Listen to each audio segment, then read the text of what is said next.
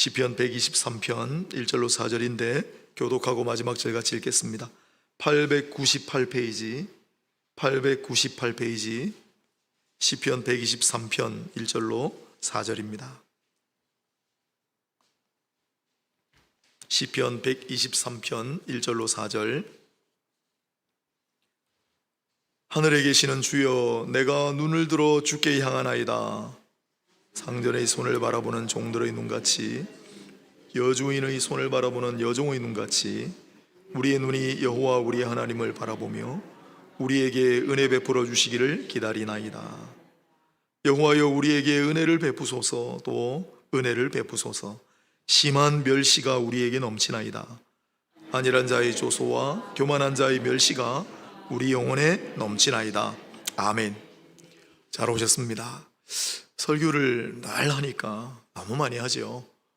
때로는 주일 너무 기대가 되는 때가 있어요. 오늘 참 나도 그렇고 성도님도 그렇고 하나님 은혜를 충만하게 받겠구나. 그 내가 의도하는 게 아니고 성령이 하시는 역사입니다. 그런데 금요일은 대부분 그렇습니다. 금요일 날 설교하는 거는 지난 몇 년 동안 항상 그랬습니다. 기대가 되고 제가 미처 깨닫지 못하던 부분들을 많이 깨닫게 하시고 미처 알지 못하던 부분들을 많이 알게 하셔서 사실 금요일 저녁에 하는 이 설교는 상당히 중요한 내용들이 많습니다.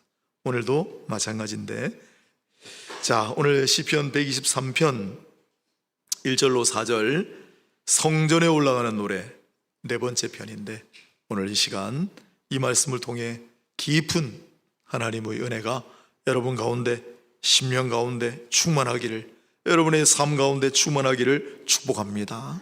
성전에 올라가는 노래입니다. 오늘은 주제가 하늘에 계시는 주여입니다. 하늘에 계시는 주여. 자, 하나님께서 하늘에 계십니다. 이 하늘은 우리가 물론 바라보는 그 하늘일 수도 있지만, 그러나 하나님께서 저기 계신다. 거기 계시는 하나님이란 표현이 있잖아요. 그게 제일 정확할 거예요. 여호와 삼마, 에스겔에 나오는 여호와 삼마가 무슨 뜻이냐면 하나님 거기에 계신다, 거기 계시는 하나님이거든. 그게 하늘에 계시는 하나님, 하늘에 계시는 주로 상징화된 거죠. 그러면 하늘에 계시는 주는 어떤 존재인가? 여러분, 하나님이 하늘에 계십니다. 어떤 느낌이 듭니까? 질문을 바꿔볼까요? 뭘 해야 되겠습니까? 바라봐야죠. 하늘에 계시는 하나님, 하나님이 하늘에 계시는 건 장식으로 달려있는 게 아니라 이 말입니다. 그곳에 그냥 놀고 계신 게 아니라 이 말입니다. 하나님이 하늘에 계시다라는 말은 그 바라보고 기도하라는 뜻입니다. 그래서 예수님께서도 주기도문 가르쳐 주실 때 사람들이 가르쳐 달라고 그랬잖아요. 하나님께 우리가 어떻게 기도를 드리면 되겠습니까? 제일 앞에 구절이 하늘에 계신 우리 아버지. 하나님 바라보라는 거예요. 하나님을 바라보라. 그게 하늘에 계시는 주여라고 하는 구절의 제일 중요한 의미입니다. 하나님은 우리가 바라보아야 할 대상입니다. 우리가 의지해야 할 대상입니다. 우리가 간구해야 할 대상입니다. 하늘에 계시는 주여라는 구절에 함축되어 있습니다. 늘 하나님을 바라보는 훈련을 하시길 바랍니다. 훈련이 필요합니다. 몽골 사람들, 요즘 몽골 사람들이 한국을 너무 좋아해요. 그래서 몽골은 대부분이 초원이고 수도 울란바토르가 수도인데 거기에 많은 인구가 모여 사는데, 지금 거기 갔다 온 분들 이야기를 들어보니까 완전 한국처럼 변해가고 있대요. 거기 들어가면은 아파트도 편의점 있고 막 상점들하고 식당들이 비행기 타고 내가 멀리 왔는데 뭐 한국일세? 이렇게 변해가고 있대요. 그러나 대부분의 몽골 사람들, 특히 몽골 사람들은 눈이 좋은 것으로 유명하죠. 몽골 사람들은 대부분 시력이 3.0 이상이라고 합니다. 5.0, 6.0 되는 사람도 있고 8.0 되는 사람도 있다고 그래요. 하도 그런 말들이 많아서 우리 안과 선생님들이 몽골 분들 몇 분 모아가지고 측정해 봤더니 2.0 나오더랍니다.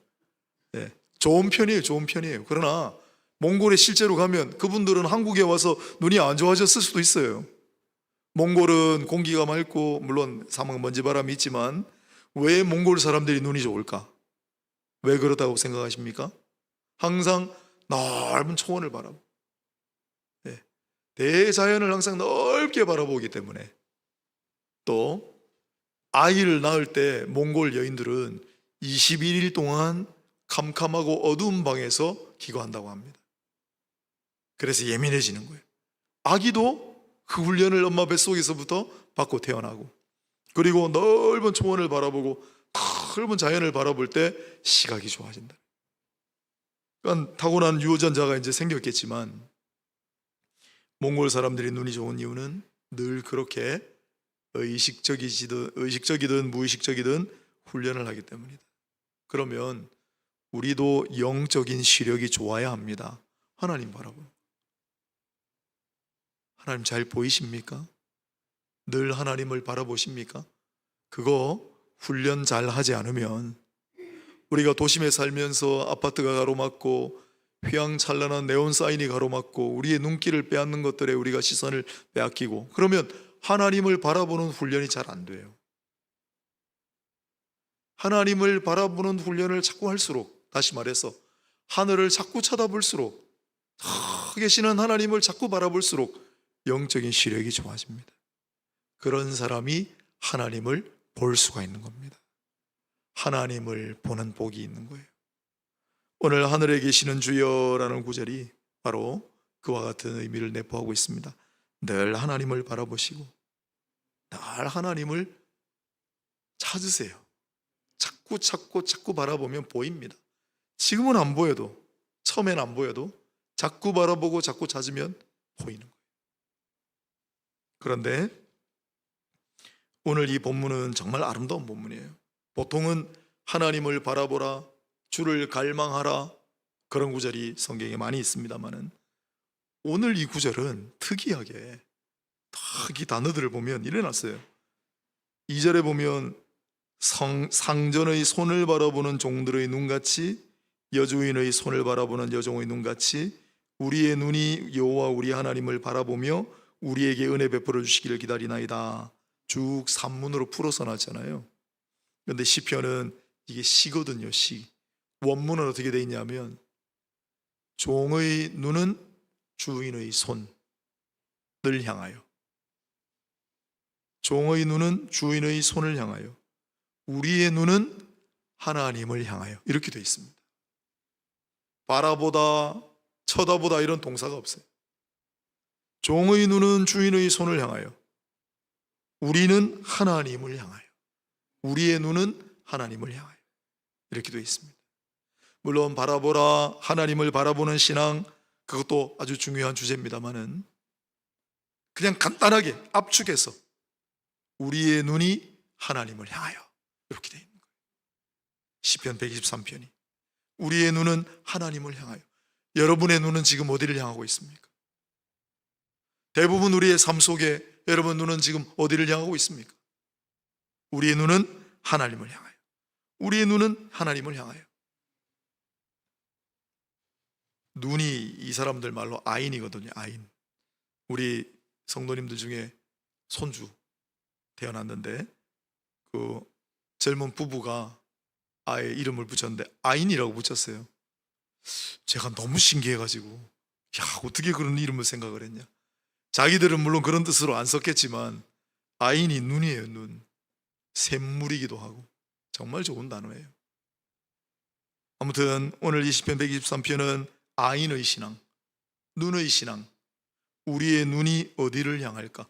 121편도 보세요. 내가 산을 향하여 눈을 들리라. 여기도 눈을 들다라는 동사보다는 내 눈이 산을 향하여. 왜 내 눈이 산을 향하여 있고 내 눈이 왜 하늘을 향하여 있습니까? 그 산 너머에, 하늘 너머에 하나님 계시기 때문이에요. 내 눈이 하나님을 향하여. 종의 눈은 주인의 손을 바라본다고 되어 있습니다. 왜 그럴까요? 종은 감히 주인하고 눈을 맞추지 못합니다. 종은 감히 주인과 눈을 맞출 수 없는 존재예요. 그러나 우리는 담대하게 하나님을 그대로 바라봅니다. 그 결과 어떤 일이 일어나느냐? 우리가 하나님을 바라볼 때 하나님께서 나를 바라보고 계신다는 사실을 알게 됩니다. 보게 됩니다. 그게 바로 누누이 말씀드리는 하나님의 눈 안에 있는 눈동자 안에 있는 나. 시편 17편 8절에 나를 눈동자같이 지키시고 주의 날개 그늘 아래 감추소서. 나를 눈동자같이 지키시고, 그게 당신의 눈 안에 나를 두소서라는 말이에요. 하나님의 눈 안에 내가 있다라는 거예요. 내가 종의 신분이 아니라 하나님의 자녀된 신분으로 담대하게 하나님을 바라볼 수 있게 해주심으로 우리가 하나님을 바라볼 때 보게 되는 것은 하나님의 눈 안에 내가 있다는 사실입니다. 놀랍지 않습니까? 또한 민수기 14장 14절에 보면 여호와께서 눈과 눈을 마주 대하듯 그들에게 나타나셨으며, 영어로 눈이 eye잖아요. eye. 그래서 eye to eye 또는 eye contact이란 말을 많이 하죠. 여러분, 누군가와 대화하실 때 어떻게 하세요? 한국 사람들은 그거 좀 익숙치 않은데 누군가하고 이야기를 할 땐 그 사람 눈을 바라봐야죠. 그죠? 눈을 바라보고 대화해야죠. 아이 컨택이 중요하잖아요. 이야기를 하는데 계속 시선을 회피하고 눈을 자꾸 내리깔고 딴 데를 보고 하는 건 몇 가지 이유가 있습니다. 그 사람이 나를 별로 안 좋아한다. 딴 생각을 하고 있다. 그 자리가 싫다. 뭐 이런 뜻이에요. 집중하지 못하고 있다는 뜻이에요. 눈과 눈을 마주 봐야죠. 그런데 우리가 하나님을 바라볼 때, 우리의 눈이 하나님을 향할 때 어떤 일이 일어난다고요? 하나님의 눈과 우리의 눈이 딱 마주친다. 그걸 민수기 14장 14절은 여호와께서 눈과 눈을 마주 대하듯 나타나셨다라고 합니다. 하나님은 우리와 아이 컨택을 하길 원하십니다. 그걸 하려면 우리는 하나님 바라봐야 되죠. 우리의 눈이 하나님을 향해야 되죠. 우리의 눈이 항상 하나님을 향할 때 우리가 깨닫게 되는 두 가지 사실은 하나님의 눈 안에 내가 있다는 사실과 하나님의 눈과 내 눈이 마주친다는 사실이고, 그 아이 컨택을 통해 하나님께서 나와 교감하시고 나와 함께 하신다는 것을 깨닫게 되는 거예요. 기억하십시오. 우리는 종이 아닙니다. 종은 주인의 손만 바라보는 거예요. 주인의 발끝만 바라보는 거예요. 그러나 우리는 하나님의 자녀로 담대하게 하나님을, 하늘에 계신 주를 바라보, 그때 하나님의 눈과 나의 눈이 서로 마주치는 놀라운 교감이 여러분의 인생 가운데, 여러분의 10년 가운데 늘 있게 되기를 바랍니다. 그런 거 체험하실 수 있어요. 기도하다 보면. 그 다음, 하늘에 계시는 주여, 눈을 하나님께 향하여, 그런 다음에 입으로 말을 해요. 뭐라고 말합니까? 은혜를 베푸소서, 은혜를 베푸소서. 그 전에 개역 한글판은 긍휼히 여기소서, 긍휼히 여기소서 했는데 사실 단어가 은혜라는 단어이기 때문에 은혜를 베푸소서, 은혜를 베푸소서 해야 돼요.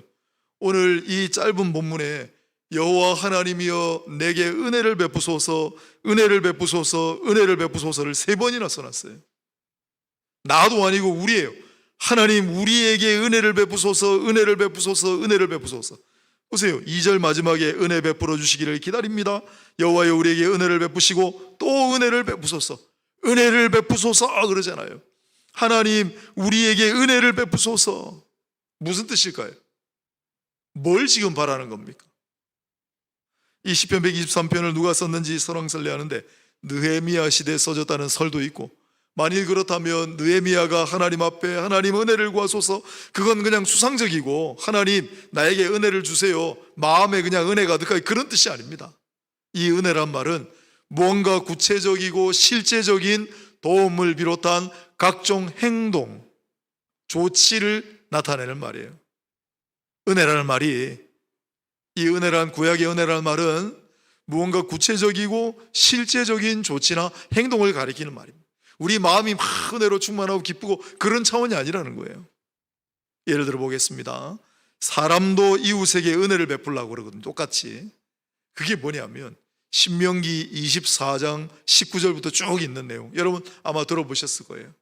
너가 이웃에게, 고아와 과부에게, 나그네와 객에게 은혜를 베풀려면 어떻게 하라는 지침이 있어요.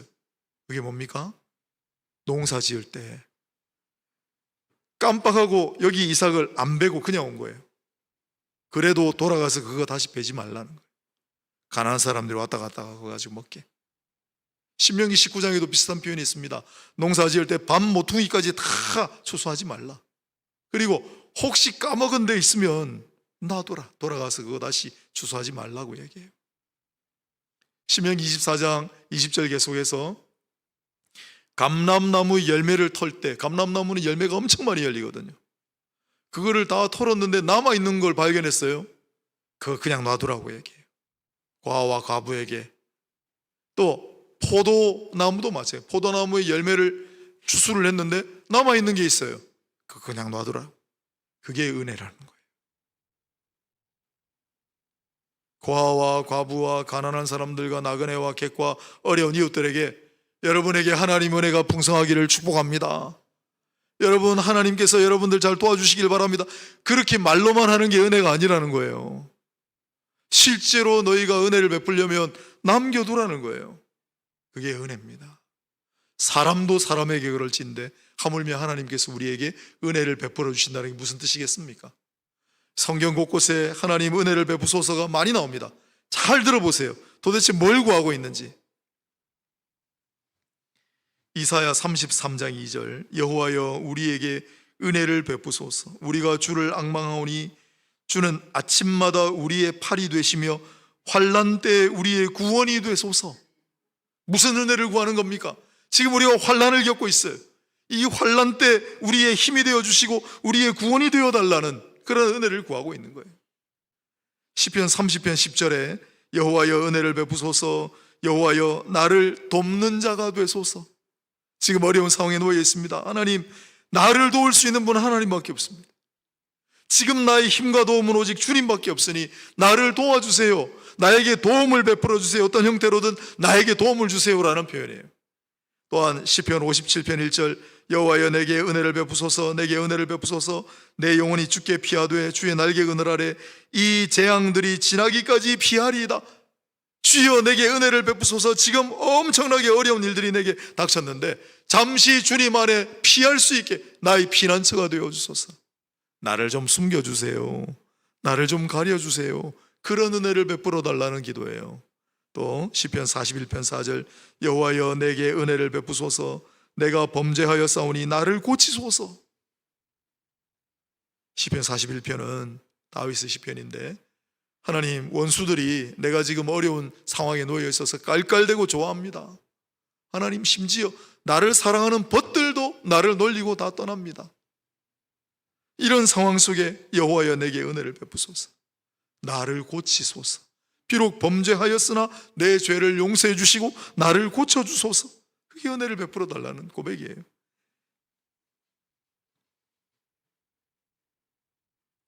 조금 다른 표현도 있습니다. 민수기 11장 15절인데 여호와여 내게 은혜를 베푸사 즉시 나를 죽여 내가 고난당함을 보지 않게 하옵소서. 너무 힘든 거예요.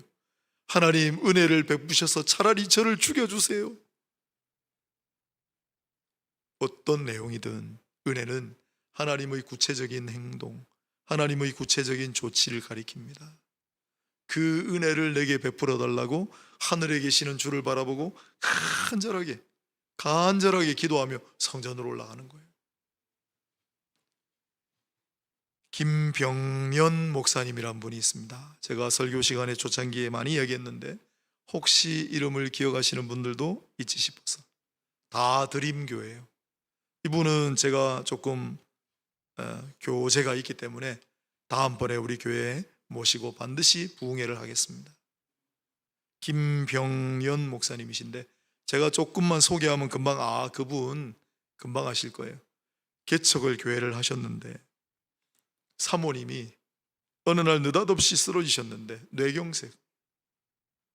뇌경색으로 마비가 돼가지고 몸이, 목사님이 사모님 병 간호를 한다고 찜질팩을 다리가 안 움직이니까 계속 하다가 그게 잘못돼가지고 두 다리를 절단하셔야 됐어요. 기억나시죠? 최근에 활발하게 여러 활동을 하고 계십니다. 제가 또 다시 한번 이렇게 보니까 사모님 지금도 그러고 계세요. 제가 깜짝 놀랐습니다. 세월이 이렇게 지났나? 18년이 지났어요. 사모님이 쓰러지시고 그렇게 다리를 절단하시고 그게 7년째예요. 근데 7년째. 그때 많이 알려지고 다들 기도해드리고 18년째래요 지금이.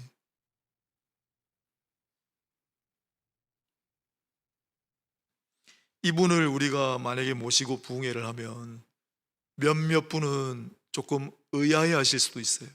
왜냐하면 이분이 설교 시간에 주로 잘 하시는 얘기가, 여러분 기도한다고 모든 병이 다 낫는 것은 아닙니다. 금식을 얼마나 많이 했는 줄 아세요? 사모님 때문에. 그러면서 또 하시는 말씀이, 오랜 세월이 흐른 지금 이제는 은혜를 베푸소서, 똑같이 기도하는 거예요. 은혜를 베푸소서. 근데 그 내용이 무언가를 바꾸어 달라는 기도가 아니라 이제는 무엇이든 품게 해달라는 은혜를 구한다. 무엇이든 품을 수 있게 해주세요. 무엇이든지 품을 수 있도록 은혜를 베풀어 주세요. 또한 약함을 강함으로 바꿔달라고 기도를 했으나 이제는 약함 가운데에서 살아갈 수 있는 법을 배우게 해달라고 은혜를 구한다는 거예요. 이와 같이 은혜를 베푸소서라는 기도의 내용은 다양합니다. 내 병을 고치소서, 내 죄를 고치소서, 나를 도와주소서, 숨겨주소서, 내 대적을 파하소서, 나를 구원하소서. 그러나 동일한 것은 하나님께서 우리를 향하여 무언가를 하신다는 거예요. 우리가 간구하고 하나님께 도움을 의지하고 하나님 바라보면 모른 체하고 외면하지 않으시고 무엇인가는 우리에게 은혜를 베풀어 주신다는 거예요. 그 은혜, 하나님 은혜를 베푸소서, 하나님 나에게 은혜를 베푸소서, 우리에게 은혜를 베푸소서. 기도 많이 하시기 바랍니다. 돈 드는 거 아니요. 하나님 꾸짖지 않으십니다. 계속 하세요. 하나님 은혜를 베푸소서, 은혜 베풀어 주세요, 은혜를 주세요, 은혜를 주세요. 어떤 은혜든 하나님께서 구하는 자에게 베풀어 주실 줄로 믿습니다.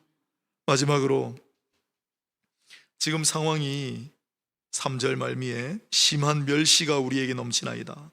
안일한 자의 조소와 교만한 자의 멸시가 우리 영혼에 넘치나이다. 얼마나 사람들이 멸시하고 조롱을 하는지. 어떤 사람들이요? 안일한 사람들하고 교만한 사람들. 어떤 사람들일까요? 잘 먹고 잘 사는 사람들, 세상에서 아무 근심 없이 살아가는 사람들 에게 교회를 열심히 다닌다고 하면서 왜 그 모양 그 꼴이요? 하나님 믿는다고 하면서 별 수 없네. 우리 봐라, 교회도 안 나가고 우리 하나님 안 믿는데도 이렇게 잘 먹고 잘 살잖아 하는 사람들. 그러니 하나님이 어디 있나 하는 사람들. 느헤미야의 시대를 생각을 한다면 산발락과 도비야 같은 사람들, 그렇죠? 히스기야 시대를 생각한다면 사네립이 보냈던, 그래서 하나님을 모욕하고 이스라엘 백성들을 조롱했던 그 사람들. 멸시가 우리에게 너무 넘친다는 거예요. 조롱이 우리에게 영혼 가득히 넘친다는 거예요. 어떻게 합니까? 은혜를 구해야죠. 그런데 이 은혜와 멸시라고 하는 이 변증, 이게 중요합니다. 시편 141편 5절, 조금 넘기면 있으니까 한번 찾아보세요. 제가 중요하다고 몇 번, 한 두세 번 강조를 한 구절인데 기억이 나실지 모르겠습니다. 141편 5절입니다. 시편 141편 5절 같이 한번 읽어볼까요? 의인이 나를 칠지라도 은혜로 여기며 책망할지라도 머리에 기름같이 여겨서 내 머리가 이를 거절하지 아니할지라 그들의 재난 중에도 내가 항상 기도하리로다. 이게 무슨 뜻이냐면 누군가가 나를 막 때리잖아요. 그것도 은혜라는 거예요. 누군가 나를 막 놀리잖아요. 그것도 은혜라는 거예요. 나를 꾸짖고 나를 때리고 그건 더 중한 단계 아닙니까? 나를 꾸짖고 나를 때리고 나를 모욕하고 조롱하고 멸시를 해도 그로 인하여 은혜가 넘친다.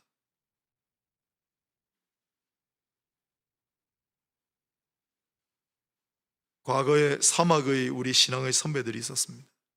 사막의 수도자들, 사막의 교부들, 아주 초창기 교회예요.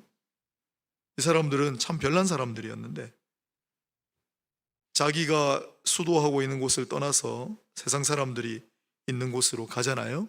누구를 찾아다녔냐면 자기를 숭상하고 사막의 성자께서 오셨습니다, 그런 사람들을 찾아가는 게 아니라 자기를 모욕하고 자기에게 욕을 하고 자기의 경멸을 하고 하는 사람을 일부러 찾아다녔대요.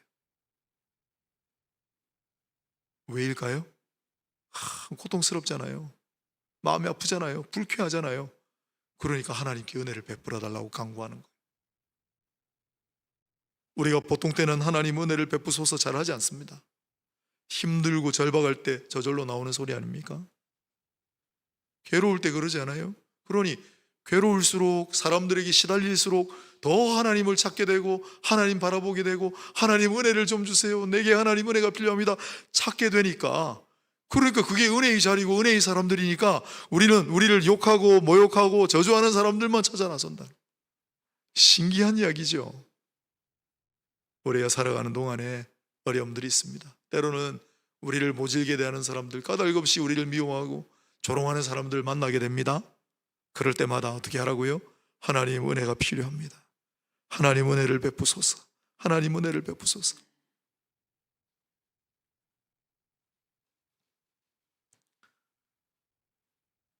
우리 한국교회가 최근에 욕먹는 교회가 되었습니다.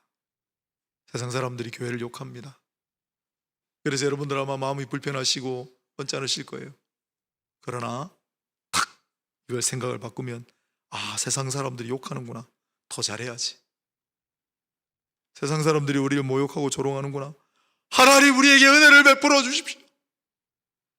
주여 이 교회에 은혜를 베푸소서. 하나님 은혜가 필요합니다.